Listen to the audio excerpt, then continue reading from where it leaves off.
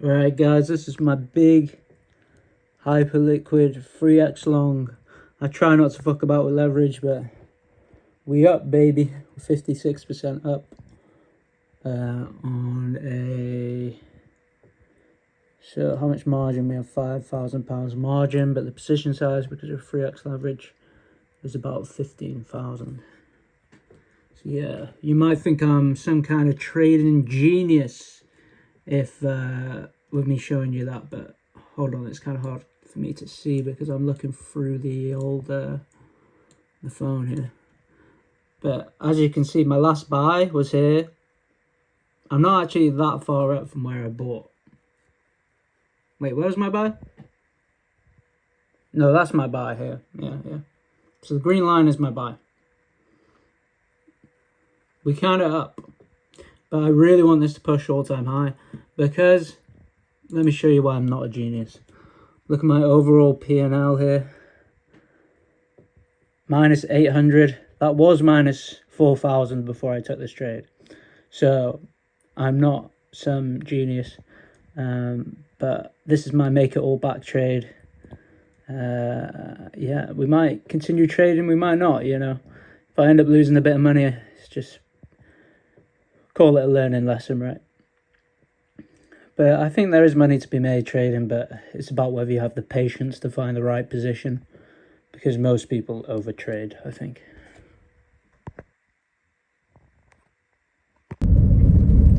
What's up, guys? Welcome to the video. I showed you my Hyperliquid long at the start there. That's my make it all back trade. I was down bad on leverage trading. I don't really mess about with leverage trading, but I got sucked in a little bit and ended up losing some money. It's basically gambling. But I took a good position on hype. No, it wasn't really a good position on hype. I should have waited because there was way better entry. Right after I took the long, it dipped, you know. But luckily I didn't get liquidated. I am pretty confident the hype will do well in time. So as long as I don't get liquidated, I think that long will pay. I've currently closed a quarter of the position. I've covered about 2/3 of my overall losses messing around with leverage trading on Hyperliquid. And I'm really hoping it kind of gaps up towards all-time highs, so I can cover all of my losses and maybe get some profit on Hyperliquid. And then I just want to be really, really selective. You know, somebody once told me that when it comes to trading, and I think this is really, really true, when it comes to trading, you're way better off. People just take way too many trades.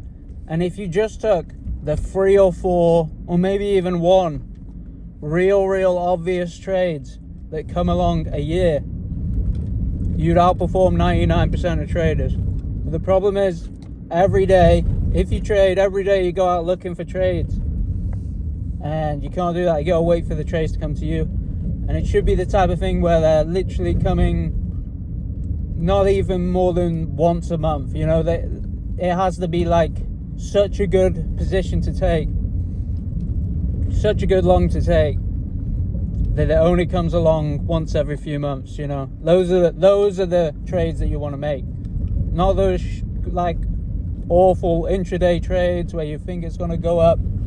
Oh, I saw the RSI do this on the 1 hour chart. Look, the 1 hour chart's all over the place. You want to play. If you are trading, you want to trade the daily chart. In my opinion, at a minimum the daily chart, if not the weekly chart. That's from my experience, right?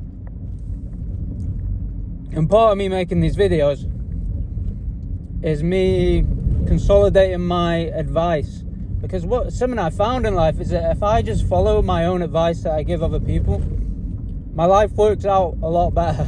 You know, if I just listen to my own advice and just imagine I am somebody who has come to me for advice with my life situation, what would my advice for me be, rather than just trying to figure it out when I'm in the weeds, you know. I equate it to, imagine you're in a hedge maze, right? You're in a maze and you're going around the hedges and you just keep finding dead ends. But when you're giving somebody else advice, it's almost like you have that bird's eye view of their maze, and you can just see exactly where they've got to go. So it's obvious to you, but when you're in it, you can't really find your way around because you're in the maze. You know, you're stuck in the hedges. You know, you can't see the way. And that's what life's like sometimes. Somebody who can give you and that's why somebody who can give you good advice is crucial, I think. You know, I'm not sure I have that in life. I have people that whose opinion I respect, who can give me advice, but maybe they're of an older generation, and a lot of their advice maybe doesn't apply today.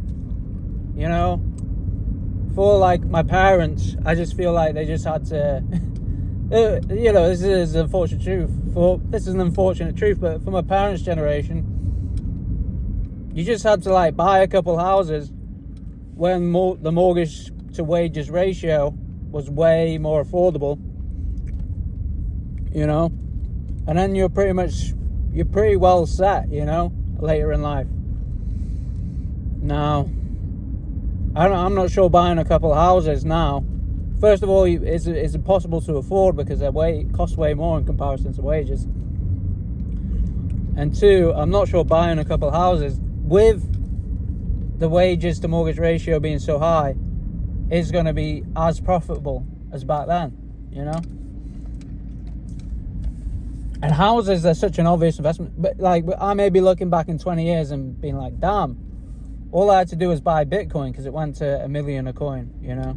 And it was obvious when it hit 100k that it was going to hit $1 million. Maybe I'll be thinking that, or maybe not, you know. To me, it seems less fundamentally obvious that Bitcoin will be worth something in the future as compared to property, right? But yeah, I feel like the world is transitioning to transitioning away from mass immigration, right? And I feel like a lot of the current housing market prices has a lot to do with immigration, right? Because the reproduction rates, like the rate that people are having children in the West, is less. It isn't enough to repopulate, essentially, because couples aren't having more than 2 kids, you know. So we've kind of relied on immigration to replace the population and increase population in recent years. Now, if all these countries start voting in anti-immigration parties and they crack down on immigration, population is going to go down. And surely property prices are going to go down with it because there'll be a surplus of stock, right? There'll be less demand. So this is kind of what I think of property. So will there be a reasonable dip for like my generation to buy on property? Because once people can afford 2, 3, 4 bedroom properties and they're a decent wages to mortgage ratio, I believe my generation will start having a bunch of kids. I'll start having a bunch of kids. And then there'll be more demand, you know? And then maybe when people can afford 3, 4 bedroom houses, they'll be less stressed about things like immigration. They'll be less worried about that type of thing, and they'll be more open and wanting to be more progressive when they feel more well off, you know. And then they'll elect more progressive politicians that'll then increase immigration again, and the cycle will continue like that. So maybe we will get an entry on property. Anyway, I'm just rambling about property. What was I talking about? Crypto? I was talking about like what's our generation's easy money entry, I guess. And it's like crypto really isn't an obvious easy money entry, I don't think. But I've aped heavy into crypto anyway. I own a bunch of Link. I own a bit of BTC, not enough. I'd love there to be a massive crash on BTC so I could buy it up, you know. That's one of my regrets. I think this is what I'll name the next video because I think it's a good title. I regret not buying BTC in 2022. Yeah. I think that's what I'll probably title the next video, because it's a good clickbait title, I think. What I did was I bought altcoins, and a lot of them didn't go up. And ones that did go up did well, but I'd have done way better if I just all in Bitcoin. And I think if we do get a reasonable bear market, I might just do that. And it'll be way less stress than playing the altcoin market. You know, just buy BTC. But the problem is, I'm not sure we get a good crash on BTC next bear market, because there's a whole crypto, do you know, there's like a military industrial complex where corporations fund the government to back the defense contracts, right? And it's like a military industrial complex, so that way you can be sure that whatever, right? You get what I mean. Now there's like a crypto industrial complex where like Coinbase, Binance, all these companies are like paying towards the Trump administration, and then the Trump administration scratches their back, right? Now, because of this, I'm not sure there's going to be a massive crash like there was in like 2022. But on the flip side, the deregulation that's coming under Trump's administration because of this crypto industrial complex could lead to mass corruption. And then you could have another FTX, Three Arrows Capital market blow up, you know, Luna market blow up because of extra corruption within the industry, right? It takes these corporations getting too zealous, getting over leveraged, getting liquidated, and then the whole damn, you know, it can be like a house of cards, you know, when this whole industry is propped up on leverage, essentially, you know. But yeah, I think that'll do for the video. I think I've rambled about crypto, and I've rambled about some other things. I've showed you my little hype log, trying to make it all back.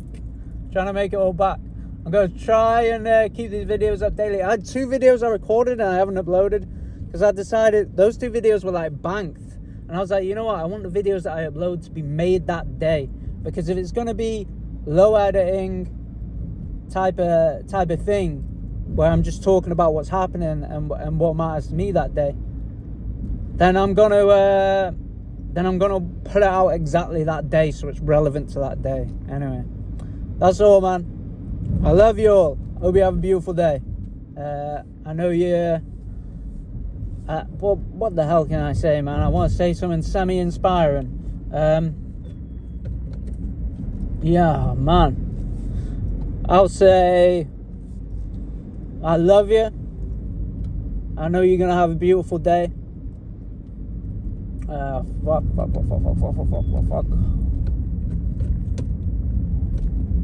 Is that a speed van? Please don't tell me that's a speed van. Hell nah. Oh, it's not, I don't think.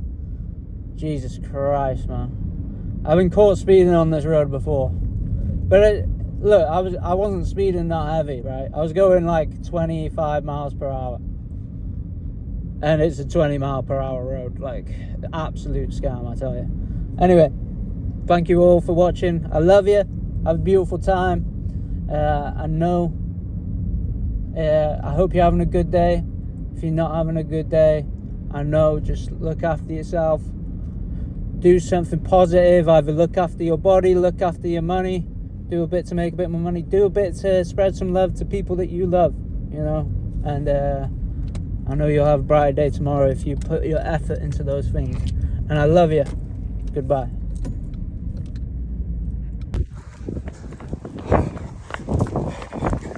Told you guys I was running. Okay. Jeez. Guys, it's still not doing the VO2 max. I don't know what a guy's got to do. This is rough. I'm gonna try and find it for you. Well, this is where it's supposed to be. Let's run 10 minutes outdoors. HR to get VO2 max. I've done that 3 times. One time was a 20-minute run. So I don't know what it's playing at. Maybe I got to run harder, but I really don't think I can. I don't think I can, guys. I don't think I can. Anyway, not yet anyway. Soon, once we get that cardio up.